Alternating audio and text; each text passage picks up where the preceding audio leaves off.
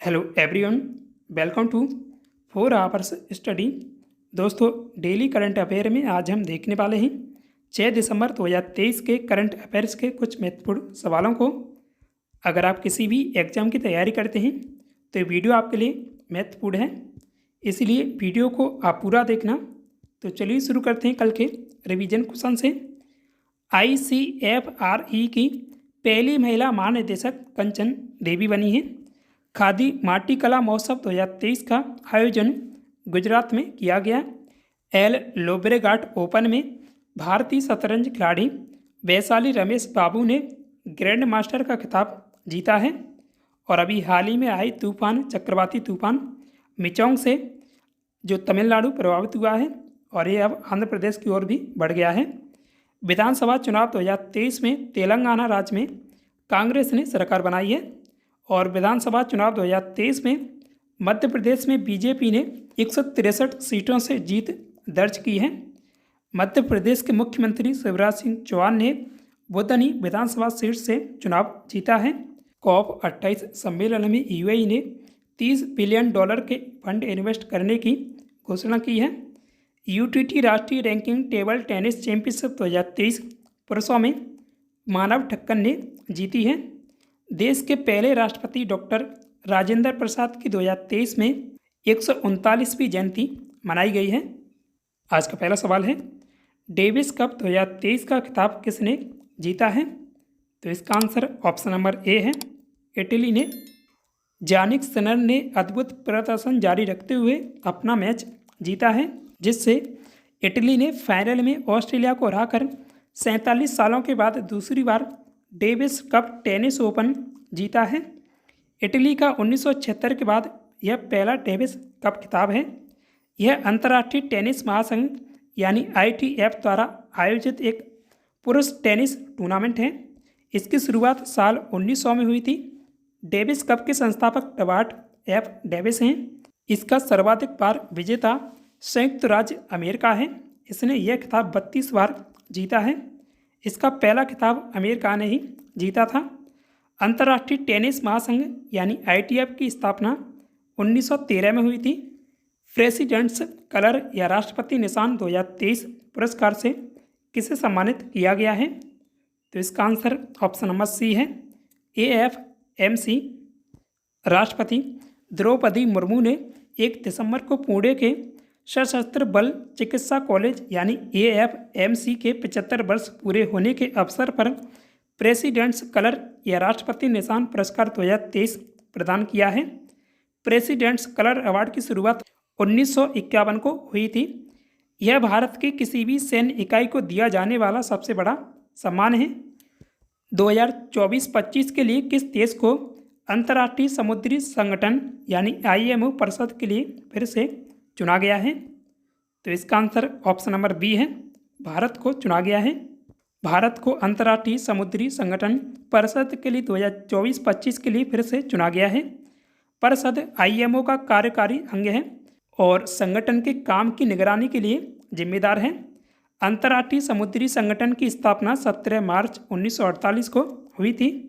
इसका मुख्यालय London, United kingdom में स्थित है। IMO के महासचिव किटेक लिम हैं।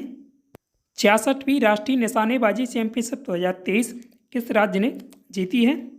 तो इसका आंसर ऑप्शन नंबर सी है, हरियाणा ने 15 स्वर्ण से कुल 26 पदक हासिल कर चैंपियनशिप जीती है। पंजाब दूसरे और पश्चिम बंगाल तीसरे स्थान पर रहा है। ओलंपियन निशानेबाज इला वेनिल वालारिवन ने नई दिल्ली में 66वीं राष्ट्रीय निशानेबाजी चैंपियनशिप में अंतिम दिन महिलाओं की 10 मीटर एयर राइफल खिताब अपने नाम किया है। गुजरात की निशानेबाज इला वेनिल ने 253.4 अंक बनाए हैं, जबकि हरियाणा की रमिता जिंदल ने 8 महिला निशानेबाजों के फाइनल में 252.5 अंकों से दूसरे स्थान पर रहीं। रमिता की साथी नैन्सी व्यक्तिगत स्पर्धा में तीसरे स्थान पर रहीं और उन्होंने हेजल और श्रुति के साथ मिलकर टीम स्पर्धा का स्वर्ण पदक जीता था।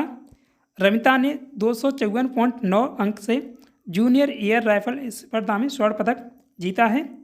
मध्य प्रदेश की गौतम भनोट ने युवा स्पर्धा में पहला स्थान हासिल किया। इंडिया इंटरनेट गवर्नेंस फोरम यानी IIGF 2023 का थर्ड एडिशन कहाँ आयोजित किया गया? तो इसका आंसर ऑप्शन नंबर बी है, दिल्ली में। 5 दिसंबर 2023 को दिल्ली में प्रगति मैदान के भारत मंडपम कन्वेंशन सेंटर में इंडिया इंटरनेट गवर्नेंस फोरम 2023 का थर्ड एडिशन आयोजित किया गया। इससे पहले 2021 और 2022 में भी फोरम की मीटिंग हो चुकी है। India internet governance forum UN internet governance forum से जुड़ी एक बॉडी है। IIGF एक मल्टीटास्क होल्डर प्लेटफॉर्म है।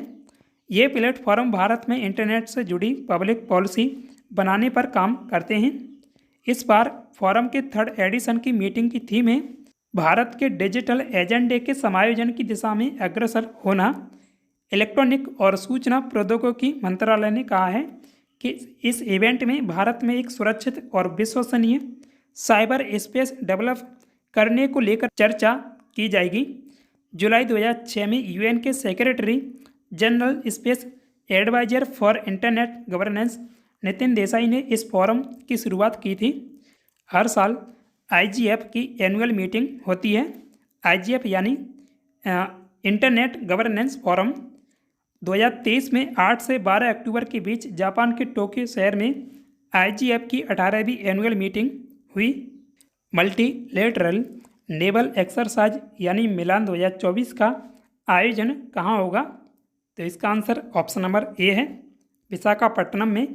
4 दिसंबर को भारतीय नौसेना ने 2024 में विशाखापट्टनम आंध्र प्रदेश में होने वाली इंटरनेशनल नेवल एक्सरसाइज में 2 एयरक्राफ्ट कैरियर INS विक्रमादित्य और INS विक्रांत को तैनात करने का फैसला लिया है। अगले साल पूर्वी तट यानी विशाखापट्टनम में 19 से 27 फरवरी 2024 के बीच मल्टीलेटरल नेवल एक्सरसाइज मिलान 2024 का आयोजन होगा।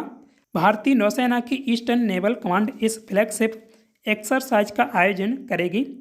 इस एक्सरसाइज में करीब 50 देशों के प्रतिनिधि शामिल हो सकते हैं। मिलान 24 में US, Japan, Australia, France, Bangladesh, south Korea, Vietnam, Indonesia, Malaysia जैसे देशों की नेवी हिस्सा लेंगी। एक्सरसाइज में 20 देशों के लड़ाकू जहाज और एक पेट्रोल एयरक्राफ्ट भी शामिल होगा। INS विक्रमादित्य और INS विक्रांत दोनों ही जहाज एयरक्राफ्ट कैरियर हैं। इसका मतलब है कि दोनों जहाज कई तरह के एयरक्राफ्ट के लिए एक तैरते हुए लॉन्च फील्ड का काम करते हैं। वैश्विक प्रौद्योगिकी शिखर सम्मेलन 2023 की मेजबानी कौन कर रहा है? तो इसका आंसर ऑप्शन नंबर ए है, भारत कर रहा है। भारत 4 दिसंबर से 3 दिवसीय वैश्विक प्रौद्योगिकी शिखर सम्मेलन की मेजबानी कर रहा है। इस सम्मेलन में प्रौद्योगिकी से संबंधित महत्वपूर्ण प्रश्नों, भू राजनीतिक पर इसके प्रभाव, नई प्रौद्योगिकियों, डिजिटल सार्वजनिक बुनियादी ढांचे, नवाचार और राष्ट्रीय सुरक्षा से संबंधित मुद्दों पर विमर्श किया जाएगा। विदेश मंत्री S जयशंकर के संबोधन से सम्मेलन की शुरुआत हुई।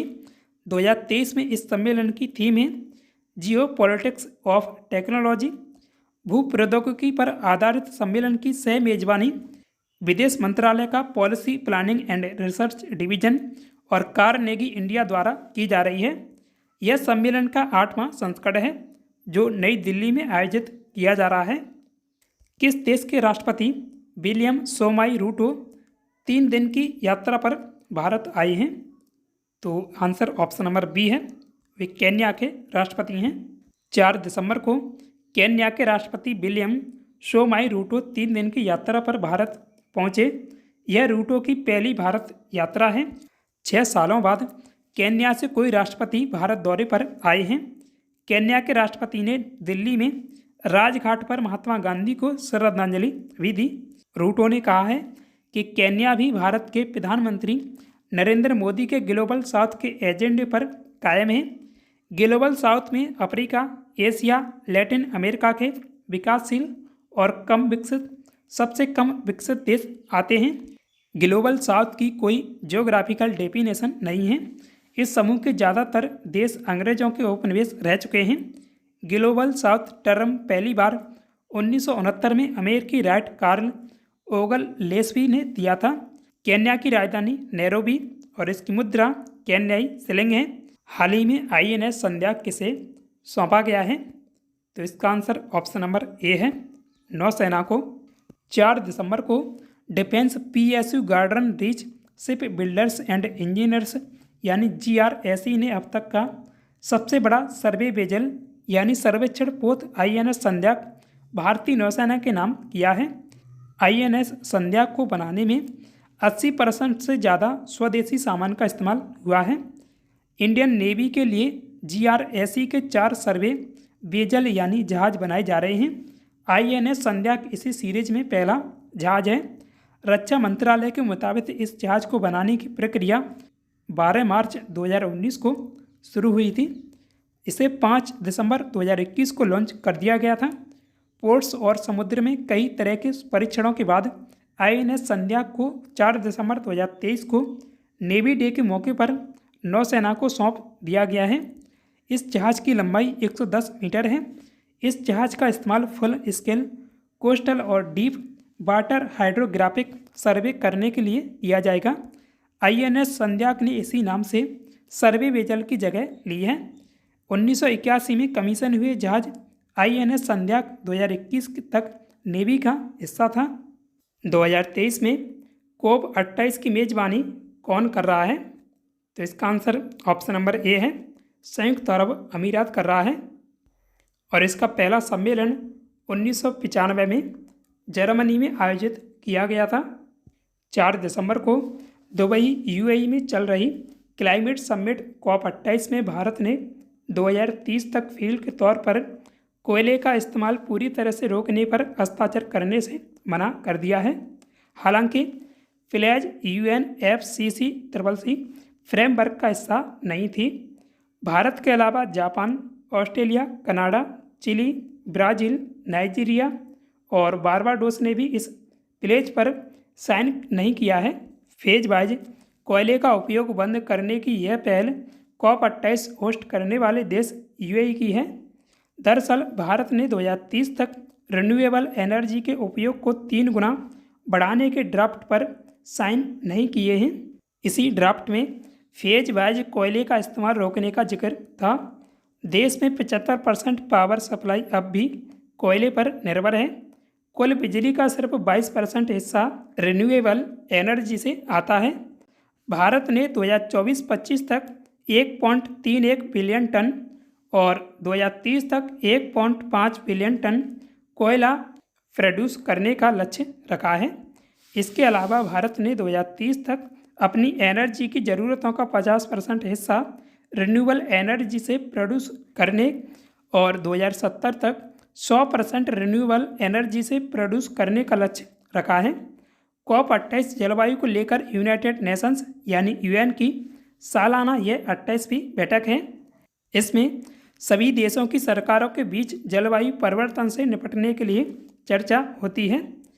ये 28 नवंबर से 12 दिसंबर 2023 तक UAE में हो रहे COP28 में भारत की ओर से PM मोदी ने नेतृत्व किया है। तो आज के इस वीडियो में बस इतना ही। अब जानते हैं कल वाले सवाल का उत्तर। अभिव्यक्ति की स्वतंत्रता का अधिकार देने वाला दुनिया का पहला देश कौन सा है? तो इसका आंसर ऑप्शन नंबर बी है, स्वीडन है। 2 दिसंबर 1776 को स्वीडन प्रेस स्वतंत्रता अधिनियम लागू कर अभिव्यक्ति की स्वतंत्रता का अधिकार देने वाला दुनिया का पहला देश बन गया था। इसने सभी प्रकाशनों की सेंसरशिप को समाप्त कर दिया था। राजनीतिक दल कैप के सदस्य और पादरी एंडर्स चेडेनियस के प्रयासों से स्वीडन में यह अधिनियम पारित हुआ था। और आज का टेस्ट क्वेश्चन है, राजा राम मोहन राय के प्रयासों से सती प्रथा पर कब रोक लगी थी? तो इसका आंसर आप कमेंट में कमेंट करें। सो दोस्तों, उम्मीद है आपको वीडियो पसंद आया होगा। वीडियो को लाइक करें। साथ ही डेली करंट अफेयर्स के वीडियो पाने के लिए अपने 4 आवर्स स्टडी चैनल को सब्सक्राइब भी कीजिएगा। Thanks for watch this video. जय हिंद, जय भारत।